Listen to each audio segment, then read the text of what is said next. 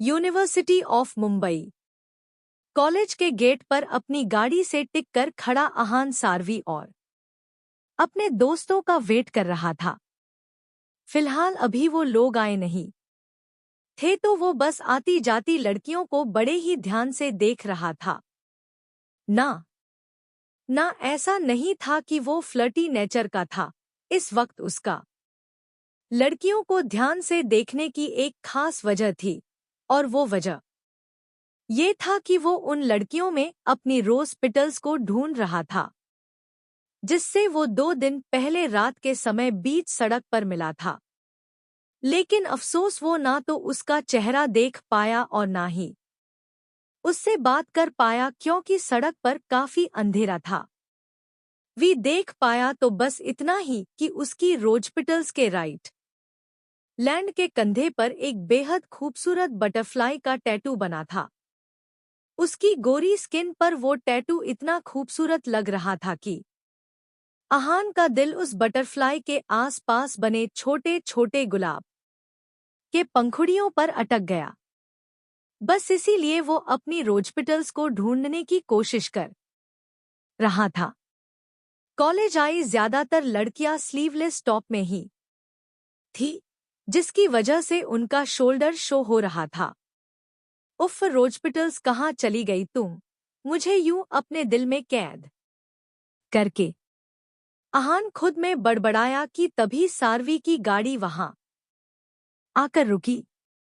अहान ने देखा तो उसके चेहरे पर स्माइल आ गई। जहां कॉलेज में ज्यादातर लड़कियां स्लीवलेस कपड़ों में आती थी, वही सारवी हमेशा फुल स्लीव के इंडियन कपड़े में ही कह ढा जाती। अरे नवाब साहब, आज तो आप बड़े जल्दी आ गए। क्या हुआ, आपकी रोजपिटल्स मिल गई? क्या उसका वेट कर रहे हैं आप? ए हेरोइनी, मेरा मजाक मत बनाओ यार। एक तो वैसे ही वो मुझसे छुप कर पता नहीं कहाँ बैठ गई है, और एक तुम हो जो मेरे मजे ले रही हो। अहान ने बड़ी ही मायूसी से कहा तो सारवी एक पल को उसका चेहरा देखती रह गई। उसके चेहरे पर इस वक्त ऐसे एक्सप्रेशन थे जैसे वो कितनी ही बेचैन हो, लेकिन झट से उसने अपने एक्सप्रेशंस चेंज किए और अहान का हाथ पकड़े अंदर जाते हुए बोली, नवाब साहब, हम आपके मजे नहीं ले रहे हैं, बस हमें हंसी आ रही है ये सोचकर कि आप एक ऐसी लड़की से मोहब्बत कर बैठे जिसका कोई अता पता ही नहीं है।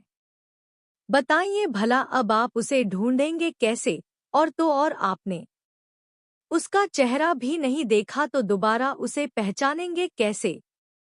चेहरा नहीं देखा क्योंकि वहां अंधेरा था। जब तक मैं उस तक पहुंचता तब तक किसी ने उसका हाथ पकड़ गाड़ी में बैठा लिया। अफसीस थी इस बात का है कि मैं उस गाड़ी का नंबर भी नहीं देख पाया। लेकिन हाँ, उसने उस दिन ब्लैक कलर की साड़ी पहन रखी थी। उस पर स्लीवलेस ब्लाउज था।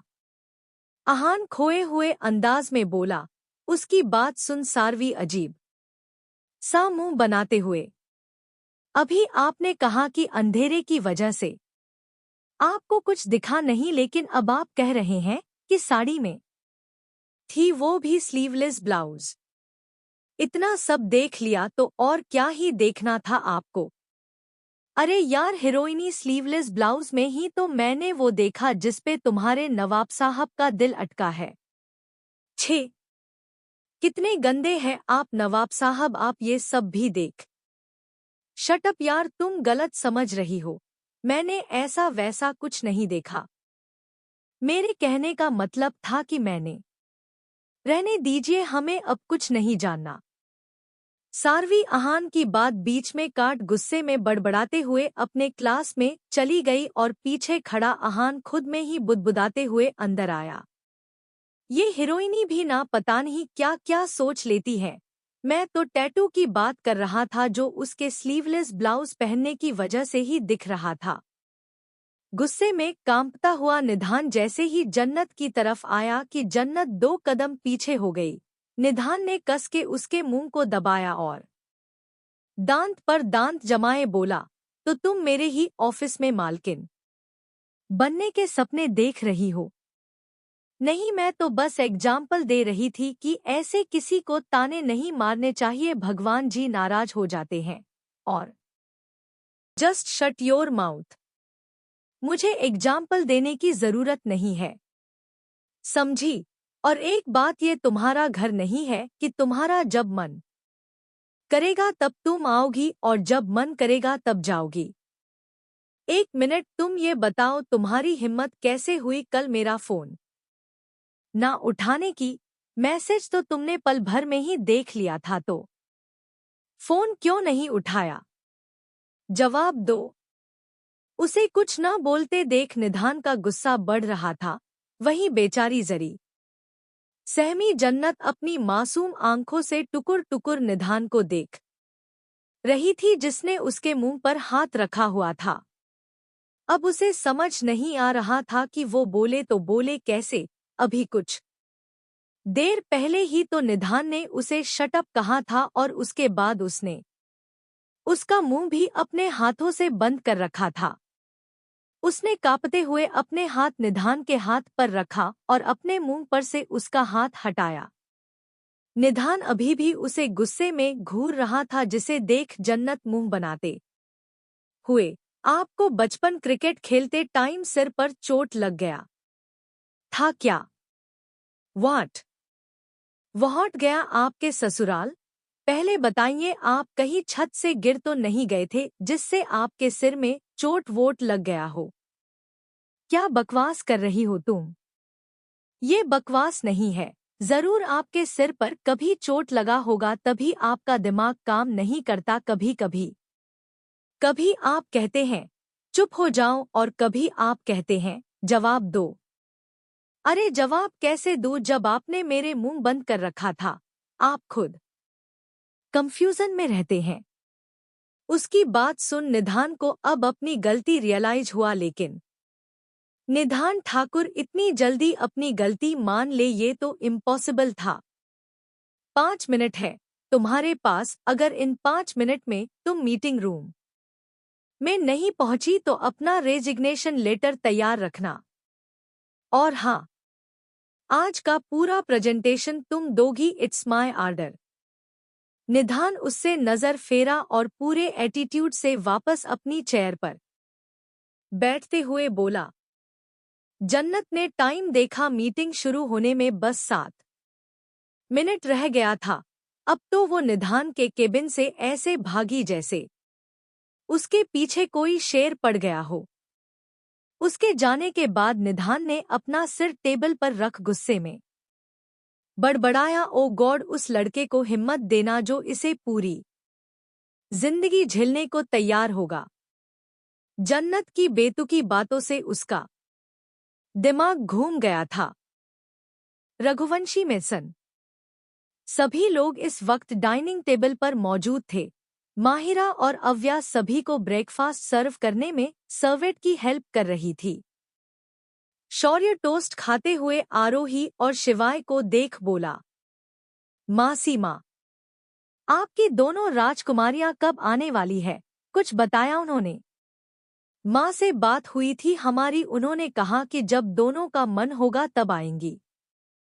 अच्छा ही है ना मॉम, वो दोनों वहाँ पढ़ाई तो कर रही हैं, एक यहाँ हमारे राजकुमार को तो घूमने फिरने से ही टाइम नहीं है। माहिरा सीढ़ियाँ उतरते अर्श को तिरछी नजरों से देखते हुए बोली, अजी रूठ कर अब कहाँ जाएगा? जहाँ जाएगा हमें पाइएगा अजी रूठ कर। अर्श बालों में हाथ फेर गुनगुनाते हुए माहिरा के पास आया और उसके गाल पर किस कर लिया। उसका गाना सुनते ही देव ने माहिरा को देखकर ऐसा मुंह बनाया जैसे कह रहा हो एकदम तुम पर गया है। माहिरा तो अर्श का गाना सुनते ही पिघल गई थी, लेकिन उसने नकली गुस्सा दिखाते हुए माहिरा से मुंह फेर लिया, जिसे देख हर्ष पीछे से उसके गले में बाहर डाले एक बार फिर गुनगुनाया, गुस्सा डॉट गुस्सा इतना हसीन है तो प्यार कैसा होगा? अर्थाकर ब्रेकफास्ट करो, अगर नहीं करना तो जाकर ऑफिस के किए रेडी हो जाओ, आज से तुम डैड के साथ ऑफिस जाओगे। देव की तेज आवाज सुनते ही अर्श झट से माहिरा से अलग हो गया और बेहद मासूम सा चेहरा बनाए, पापा जी मैं तो बस मम्मी जी को मना रहा था, अगर आपको बुरा लगा हो तो सॉरी, लेकिन अपने इस छोटे से मासूम से बच्चे पर अभी से इतनी जिम्मेदारी तो मत डालिए। अभी मेरी उम्र है क्या ऑफिस जाने की। उसकी बात सुन डाइनिंग टेबल पर बैठे सभी लोगों को हंसी आ गई। वही अर्श की मासूम सी आवाज सुन माहिरा देव को आंखें दिखाती हुए, सनम क्या आप चाहते हैं कि हमारा बच्चा इतनी जल्दी आपके कैटेगरी में आ जाए, मतलब बुढ़ढों के कैटेगरी में। अभी तो उसके खेलने की उम्र है, तो तुम इनडायरेक्टली मुझे बुड्ढा बोल रही हो। देव गहरी नजरों से देखते हुए बोला। वही उन दोनों एक को एक बार फिर उलझते देख सभी लोग चुपचाप डाइनिंग टेबल से खिसक गए, यहाँ तक कि अर्श ने भी टोस्ट मुंह में भरा और एप्पल हाथ में उछलते हुए बाहर निकल गया। अब वहां सिर्फ देव और माहिरा रह गए थे, जो एक दूसरे को गुस्से में घूर रहे थे। रूहान कोलकाता एयरपोर्ट से बाहर आया। एयरपोर्ट के बाहर उसके लिए पहले से ही गाड़ी खड़ी थी, जिसमें वो अपने पर्सनल असिस्टेंट पर्व के साथ बैठ वहां से होटल के लिए निकल गया। कुछ ही देर में उसकी गाड़ी द राइज होटल के सामने आकर रुकी और रूहान बड़े ही एलिगेंट तरीके से बाहर आया। आंखों पर लगा ब्लैक कलर का शेड्स उसे और भी अट्रैक्टिव बना रहा था। अब भई था तो वो रूही और रूहांश का ही बेटा। स्मार्ट और गुड लुकिंग होना तो उसका जन्मसिद्ध अधिकार था। ऐसे ही थोड़ी रूही पहले मॉडलिंग के सपने देखा करती थी। रूहान ने आंखों से शेड्स निकाला और उसे पर्व को पकड़ाया। एक हाथ पॉकेट में डाले वो चलते हुए अंदर आया तो उसके कानों में किसी के गाने की आवाज आई, जैसे कोई गुनगुना रहा हो। उसने सिर झटका और आगे बढ़ गया। अभी वो अंदर आया ही था कि मिस्टर शेखावत, जिसके साथ रूहान आज डील साइन करने आया था, उनका असिस्टेंट तरुण उनके पास आया। तरुण ने रूहान को ग्रीट किया और उन्हें अपने साथ लेकर एक लग्जरियस रूम में आया, जहां उन्हें देखते ही मिस्टर शेखावत मुस्कुराते हुए उठे और उन्होंने अपना हाथ आगे बढ़ाते हुए कहा, हेलो मिस्टर मल्होत्रा, बहुत सुना था आपके बारे में, आज आपसे मिलना भी हो गया। वैसे आप इतनी कम उम्र में ही अपना नाम बनाना चाहते हैं, ये देखकर अच्छा लगा, वरना आजकल के लड़कों को कहाँ इन सब में इंटरेस्ट रहता है। मैं भी आजकल का ही लड़का हूँ मिस्टर शेखावत, वो अलग बात है कि मैं बाकी जैसा नहीं हूँ। रूहान ने कहा तो उसकी बात सुन मिस्टर शेखावत भद्दी सी हंसी हंसते हुए बैठ गए।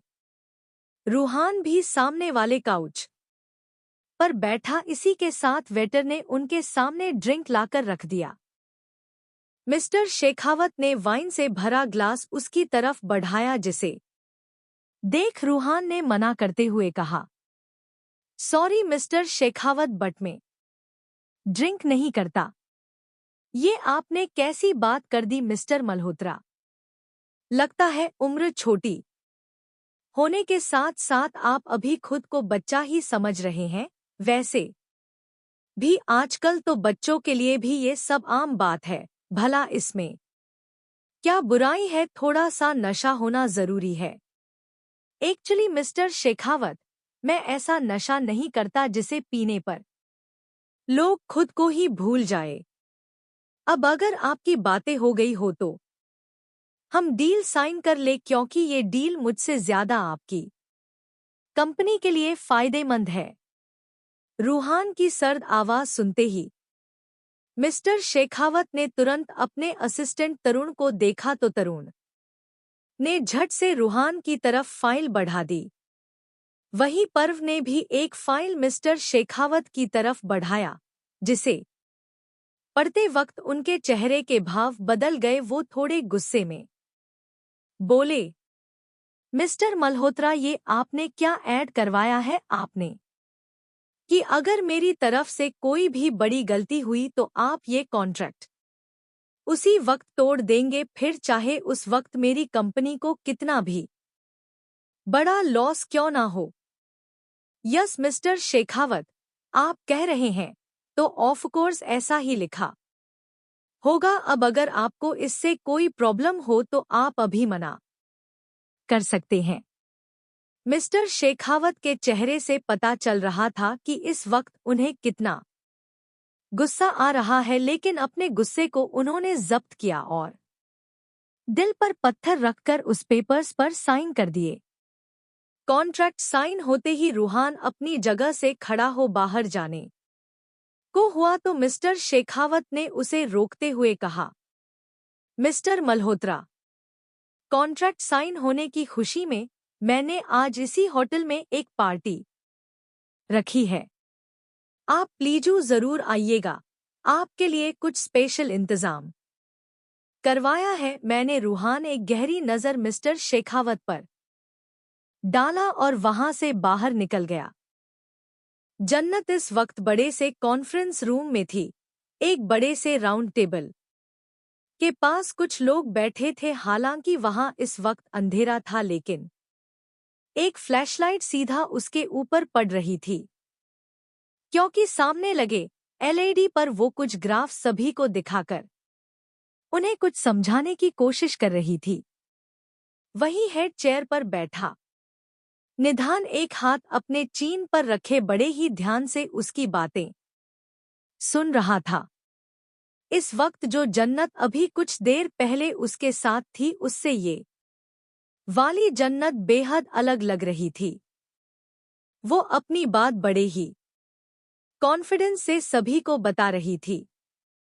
कुछ देर बाद लाइट ऑन हुई और जन्नत फाइलों का ढेर लिए आकर निधान के पीछे खड़ी हो गई।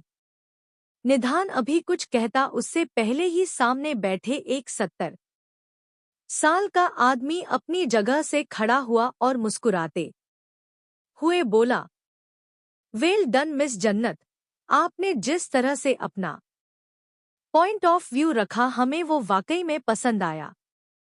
हम इस पर आपस में बात करके आपसे कांटेक्ट करते हैं मिस्टर निधान ठाकुर।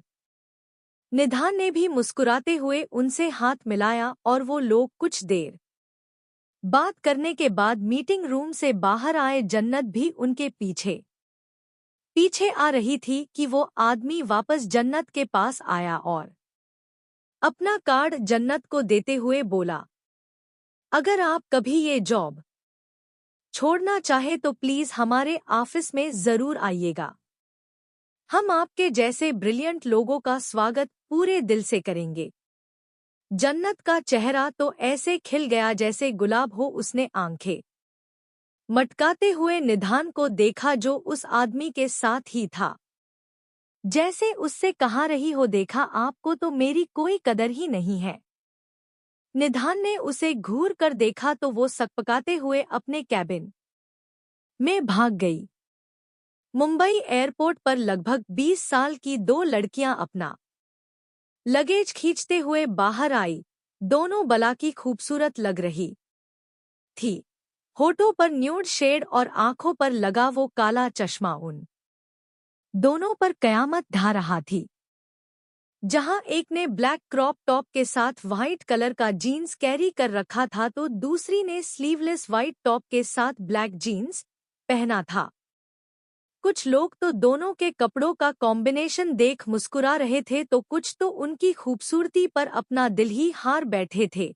व्हाइट टॉप पहने दूसरी लड़की ने साथ वाली लड़की से कहा, अनाया दी, आपको क्या लगता है मामू को अब तक पता नहीं चला होगा?